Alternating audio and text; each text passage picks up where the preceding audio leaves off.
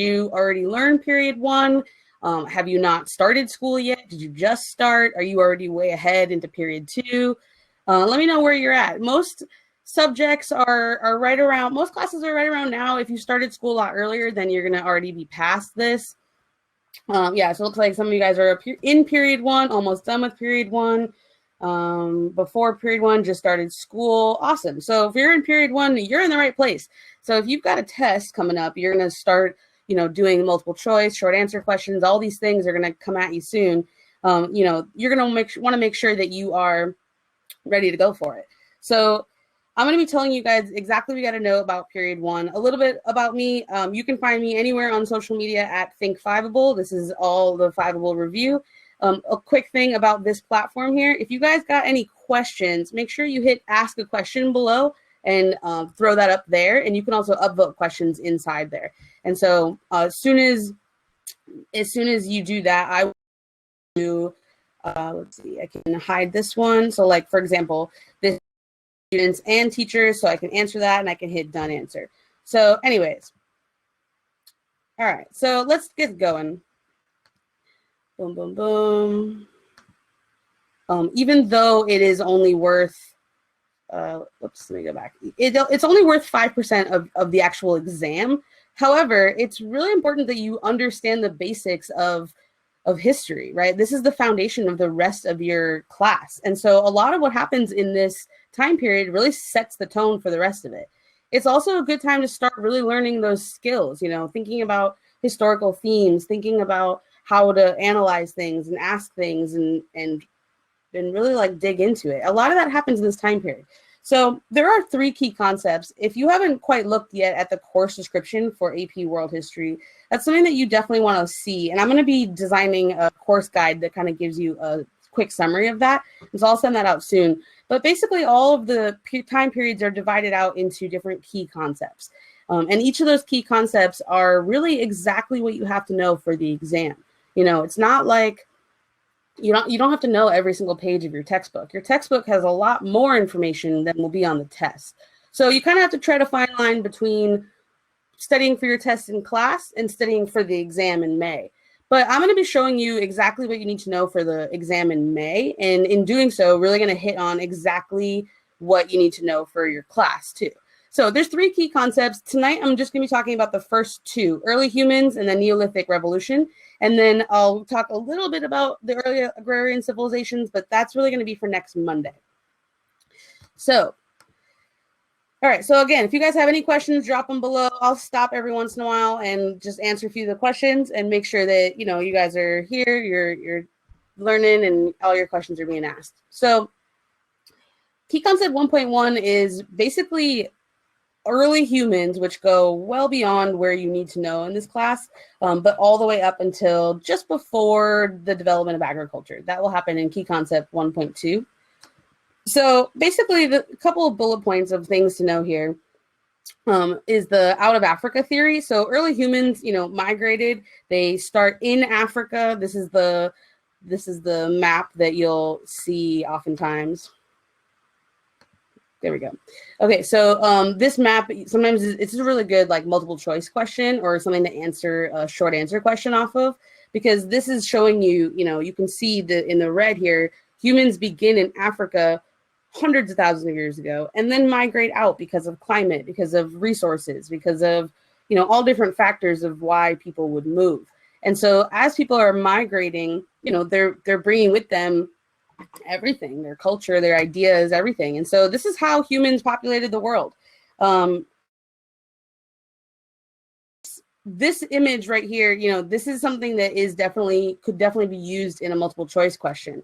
And so this is a good thing to be able to look at. And one of the things here that you'll see in multiple choice questions sometimes is it's not about necessarily, you don't have to memorize like the order of which humans migrated, but just paying attention to the map tells you that, right? Like you're seeing the years on there and you can get tripped up on a question because, for example, you can see Europe, those years are happening like at a different time than someplace else, and being able to know like where and when and in what order just by analyzing the map, that's super important. So All right, so a word that you need to know here is about foraging. So foragers are your hunters and gatherers, right? So hunters and gatherers are people who are not using agriculture, right? They're hunting and they're gathering. So foragers tended to live in a society that were egalitarian, and egalitarian meant that they were equal. So that means that it's like, it's not like a power structure, like we have today. There are people that are wealthier than others, have more power than others. Instead, it's more everyone is equal, everyone shares everything. The goal in your society is to stay, right, to continue. And so everyone's working together to do that. And they're basically in these small kinship groups. So because you're, not able to harvest that much food, you can't really live in a huge city. You can't sustain that many people. So instead, these kinship groups were like family groups or extended families, and they didn't really grow beyond that. Also, there was no real private wealth. So, like your phone is yours, right? Like you or your parents own it. They don't have the sense of private wealth. Things are not yours. Everything is ours, right? So that's an important point there because it just makes it different. It's a totally different way of life. We can't even really understand that because we very much live in a world where things are privately owned. And so it kind of just changes that. So this question, so just remember to put them, I'm going to post that as a question. That's a good question. Is this slide available for public use? Sending this out for sure. I'll go into these questions in a little bit just to like keep it a little easier. But were they essentially communist? No, they're not communist because communism also implies that somebody owns it. The government is going to own stuff, right? And the government is going to distribute things. Whereas foragers are it's more about just like we are using this stuff together, right? It's not, nobody owns it. There is no government in a foraging society. It's a little bit more basic than that. All right, so here you can see like what, you've got just to show you like a small group of people working together that are each in charge of something different, right? They're not necessarily like in any type of hierarchy. It wasn't better to hunt. It wasn't better to gather. It wasn't better to do anything else. Everything was important, right? You were doing something that was keeping us warm or keeping us fed or keeping us safe. Like any one of those things is really important. And so there was no hierarchy. A cool documentary that you can watch, I should have pulled the link for you, but it's actually on YouTube if you just search it. I used to show this in class all the time. If you're just looking for like, I just need to understand what's going on in this time period, this documentary is kind of silly, but it tells you everything you have to know. It's kind of like a mockumentary that just like, they are like, they're kind of acting as if they were alive then. And so it's kind of silly, but I think it's like perfect for this time period. So, all right, hopping forward. So one of the things that I want to take a minute to talk about is human use of fire. This, I think, is a really important point because it gets at a larger aspect in our human history, right? It's not about being in this time period. It's about the fact that humans have always used resources and built on those resources to survive, right? They're making things better by using tools, right? And I think using fire as an example of technology getting better is excellent. Like this is a good example of how you can see that is changing over time. And it's just really important, right? Like this specifically is a time when a lot changed because of fire. So to like cut through this. So because of fire, brain size is going to increase. Not automatically, right? It's not like there's fire and then there's bigger brains, but over time, because food is more nutritious. When you cook meat, it will be more nutritious. Over time, our brain sizes have grown relatively big compared to our body sizes. And so bigger brain sizes leads to more complex language. Our ability to put different ideas together, different sentences, different meanings out of words is unlike any other species and how much we can say with it. And so that is what is leading to human society essentially taking over the world, right? Why do we have humans everywhere and not, I don't know, dogs? I mean, there's dogs everywhere, but I don't think they're in charge. I don't know. What do you think? You think the world would be a better place if dogs were in charge? Yeah, let's see. Yes, if you think so. All right. So one of the other things too that fire gave humans is socialization. So socialization, like when you think about people sitting around a fire telling stories, this is not something that is only true today, right? This is something that is always true. Like fire brought people around together, and so they talked to each other, and this helped to really develop history as we know it, right? They are going to tell each other stories, and those stories will get passed down. That's oral history. So because of fire, that's possible. And so what you're building because of that is not only a history that you can actually save and preserve, you're also building on each other's knowledge, right? Like someone comes home and says, hey, I figured out how to do X. Then the next person does not figure that out. They can learn more than what they did. And that is another reason why you have humans taking over the world, right? So, all right. So moving forward, one quick exam tip here. I wish this would go away. All right. So one quick exam tip here is that there might be a question about early human migrations, and you might see it in a multiple choice. A lot of times, like the very first question on the actual exam in May would be about time period 1. And so when you take your period 1 test in this week or next week or whenever, you're going to have some multiple choice questions for sure. And you could definitely see one on early human migrations. You could see one on, the use of fire even could potentially be like that. And then you also could have a short answer question or an LEQ that kind of extend this far back, but you won't actually have an entire essay to write about this topic. Most of period 1 won't appear in the essays at all unless it kind of extends back that far. All right, so let's move forward to key concept 1.2. So remember, everything I told you in 1.1, that's everything you need to know. So you can really do all that in 10 minutes. So everything you need to know about the Neolithic Revolution. So the Neolithic Revolution, what does this literally mean? Does anyone know what this means? Neo and lithic. What do those words literally mean if you translate them? Perfect. Brayden killed it. Dylan, Kevin. Neo is new. Lithic is stones. That's the Stone Age. This is the Neolithic. This is the new Stone Age. So a lot changes for humans in this time period. This is really the development of agriculture here. So let's see.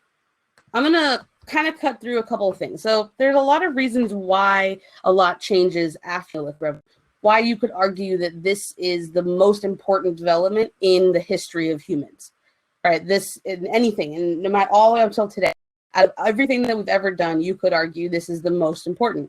You could also argue this is the worst thing that we've ever done. So here's just how things changed. Humans started to move towards pastoralism. So pastoralism is when you're domesticating animals and, farming them to help you farm. You're using them, you're making use of your environment. And the domestication of plants and animals means that you don't have to rely on finding food anymore. You can create food and build it up. And that is incredibly important because then you'll have all these food resources. You'll have this surplus. So when you're hungry, you can just go and eat, right? You don't have to go out and hunt. I don't think we appreciate enough the world we live in today and how lucky we are to, not be in the Paleolithic age. I don't want to hunt for my food. I want to just go open the refrigerator and have there be food, right? So, this is a change. Domesticating plants and animals means that we can do that. Also irrigation. So, now even just having to farm is one thing, but then irrigating to make it, I don't have to wait for it to rain.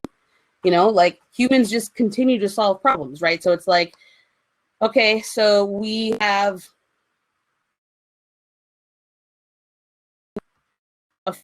and wait for it to rain. No thank you.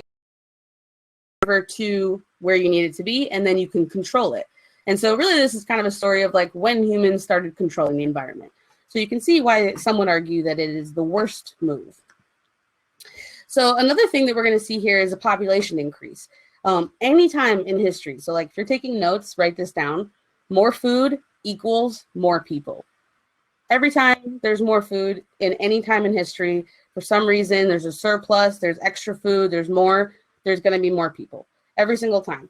And even further than that, every time there's more people, there are more ideas, but there's also more conflict, right? Because more people, more reasons to argue with each other, but more people, more ideas. So, you know, pluses and minuses. So this term here, specialization of labor, this is a really important vocabulary word for this time period, because this is what allows us to move beyond just everyone being a farmer, right? So in a foraging society, everyone is working on survival. So you don't have time to do fun things, to do creative things, because you're worried about what will I eat, right? And so this is like a kind of psychology even, like nobody can worry about beyond that unless you're worried about where will I get my next meal. But specialization of labor comes from having that surplus of food. Now, not everybody has to worry about where do we get our food. So instead, we can just, you know, store it up, and then I can go make pottery, right? I can go be a doctor. I can go be a shaman. I can be whatever I want because I don't have to worry about the food. Somebody else will worry about the food. That's specialization of labor. Through this process, we also are going to see a huge improvement in trade and transportation. Trade because there's more stuff, right? There's a surplus. I don't need all of this. Now I need that other thing, or I want that other thing, so I'm going to trade it with you. And then transportation as like an offset of that, right? Like the further I can get, the more I can sell. This is kind of one of the points here that is kind of most frustrating, right? So it's like you've got a social stratification that will start to exist that's never existed before. In egalitarian foraging societies, everyone is equal. But in this society where we have stuff, we have things that I own, I have this much food, it's my food, you have that much food, it's your food. Now we have social stratification, right? Now we've got people who have power and who are on top of that power pyramid. And so that starts to exist first in like economics, right? People have things, people don't have things. And then that will be applied to gender, to race, to all types of different social hierarchies of people. And so just to kind of go through a little bit here, and I'll leave this one up for a few minutes. So this idea of like, was this a good thing? This is a really important question. And some of you guys had mentioned Jared Diamond, because this is Jared Diamond's argument. Jared Diamond says, no, this is a mistake that humans made. We should have just stayed hunter-gatherers, right? And so that would have just been better. And so this argument, this kind of back and forth is just sort of, can you guys still hear me? All right, so if you can hear me, let's see your answer to this question. Was the Neolithic Revolution good for human society? You can say yes, or you can say no. Let's see what you guys think. So yes or no, was it good for human society? And Dylan, be cool. You already took this class. It depends. Yes. So a lot of you guys say yes. Some say I guess. A couple said no, actually.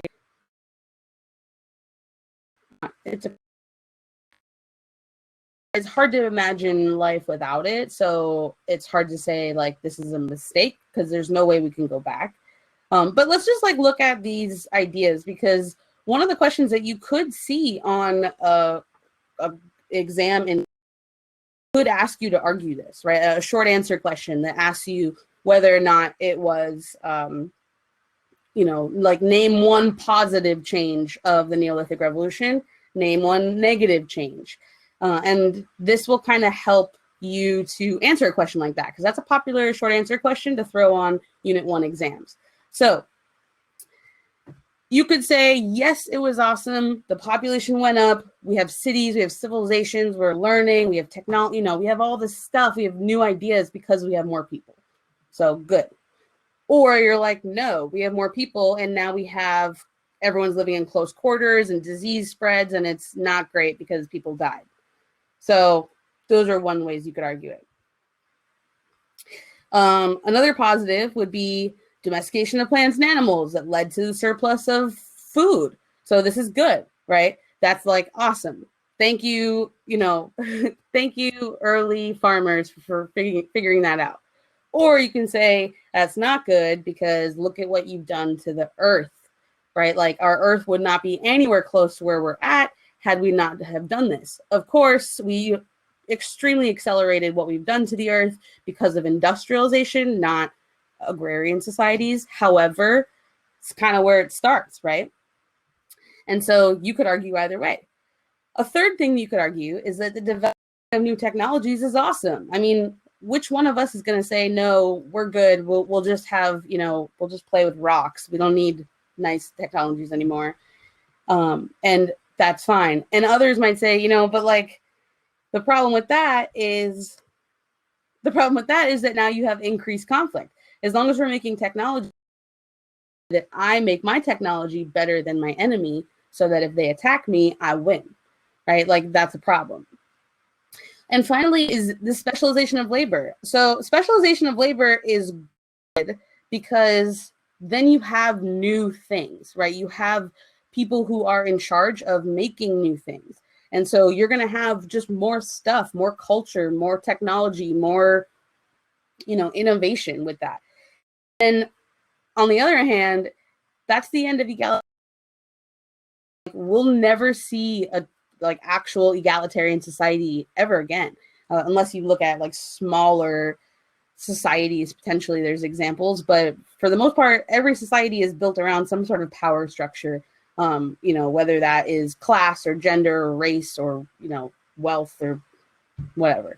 And so, you know, that's kind of a sad thing because that's it. That's the end of that. And so, I don't know. It's tough. I mean, the thing is, there's no right answer here. You could argue either way. And if you've read these in your class, if you read Jared Diamond, and there's another article, I forget exactly which one it is, but if you've read these articles in your class, Howell, thank you. If you read these in your class, now you have sort of a basis for this because this conversation does happen in AP World classrooms everywhere in the first few weeks. And then you're super likely to see something on your exam or, you know, arguing positive or what was negative.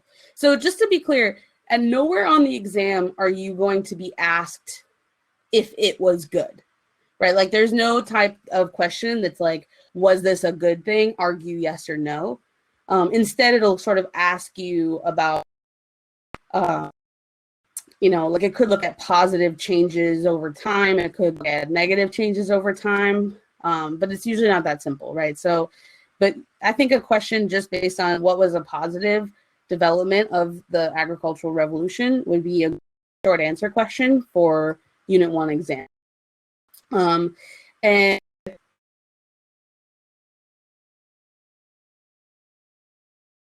you have Jared Diamond and you have Howell that kind of wrote the other side. Howell said, yes, this was awesome. Thank God for agriculture. And Diamond says, no way, it's the worst thing we've ever done.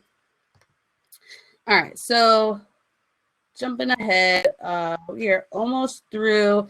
So one thing that you should know is that all the first permanent settlements of the first one, the very first city was Catal Huyuk. This one comes up a couple times. I'll show you a picture of it in a second. But basically you see permanent settlements all across the world and you have them at different times, rivers, right? So they all pop up around rivers. So Jericho is another city. I think that, yeah, I'm not even sure. Specifically to AP World, it defines Catal Huyuk as like the first major city. I'm not sure what makes Jericho and Catal Huyuk different. Something yellow. So this right here is a picture of Catal Huyuk. At least like what that was interesting about this. So they would put the houses so close together that the doors would actually be on the roof, right? So why do we put doors in the front of a building? I mean, it doesn't have to be there, right? So like if you put houses close enough together, the doors go on the top. So that's just a fun fact about Catal Huyuk. All right. Okay, so here is another map too that are great for multiple choice questions. So in this map, you can see the purple is where all those early civilizations started, right? All of them were near water sources, mostly rivers. They need that like fresh. You can see clearly that you have all around. And another like major thing, a pattern here is that these civilizations, when you really look at this map, most of the civilizations appear kind of close to like above the equator, right? Like they're mostly between 15 and 40 degrees north, right? Like almost all of them are like within that. That's an analytical skill right there, like when you are given a map, look at the latitudes, see if you can find a pattern. Because what does that tell us? Like, what does that tell us about the climate of civilizations?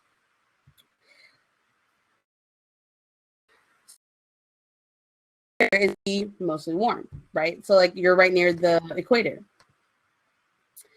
All right, so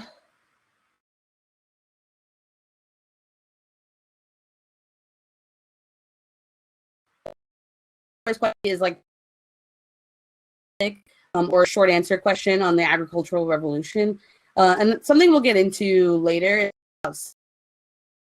And so synthesis is just when you compare something to another industry. And so the thing that you can see, and I mentioned this a few times, is just that the industrialization process and the development of agriculture are kind of similar.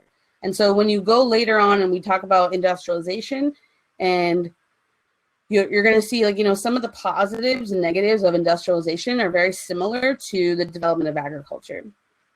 All right, so I'm going to go into some of these questions. Is the presentation available for public use? So I actually just sent this out to everyone in the AP World Facebook group, so they all got a copy of this slide presentation, and I'm also going to post it in the group. So if you're not already a member of the group, definitely join up. I'm going to be posting all kinds of stuff there.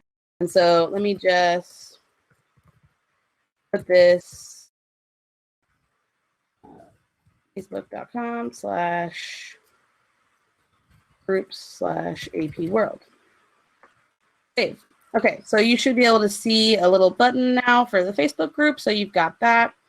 So, okay, so the question, is this presentation available later? Yes, and I'll put this in the Facebook group later. All right, where would we be able to have access to these slides? All right, well, we already did that one. How much do we need to know about the evidence that proves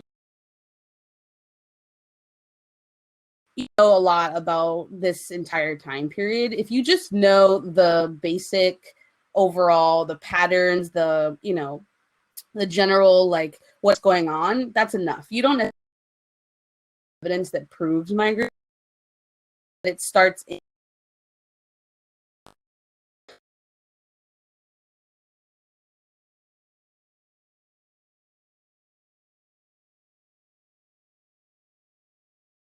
how long we usually go. It all depends on what we're doing and how many questions you guys have. This content is a little bit, we don't have to go through too much of it, so it's going to be kind of quicker. All right, where can we access this presentation outside of the live stream? So as soon as I am done with this broadcast, the replay will actually be at this same exact link, and it'll be available just minutes after. And so at crowdcast.io/thinkfiveable, you can see any of the live replays that we're doing for any class, and the replays just, this link will just change into the replay. So it's pretty dope. Done answering. Does salination in ancient Mesopotamia relate to irrigation? That's way beyond what you need to know. I mean, typically you're going to irrigate into, I mean, you would need fresh water, right? So you're like gathering up rainwater or river water. So I don't know. I mean, that gets into like the science of irrigation. So don't worry about that. Can I go over goods and bads again? Yeah, so you'll have the slides if you go to the group. All right, so for those of you that are not yet members of Fiveable, I want to tell you a little bit about what we're doing at Fiveable, and definitely recommend that you join if you can. So basically, Fiveable, what we do is we 5 sessions, 10 different AP sessions. So my goal is that you are going to pass this exam and that you are going to class college credit on you to get things going. You know, like I'm someone who is sitting on a whole, and I didn't have to do that if I had taken advantage of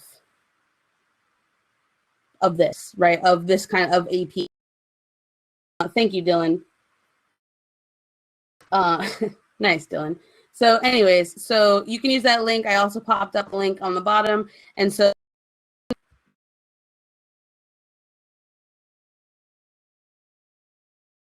that makes each of your live sessions $1, right? And then plays, and I can help you score really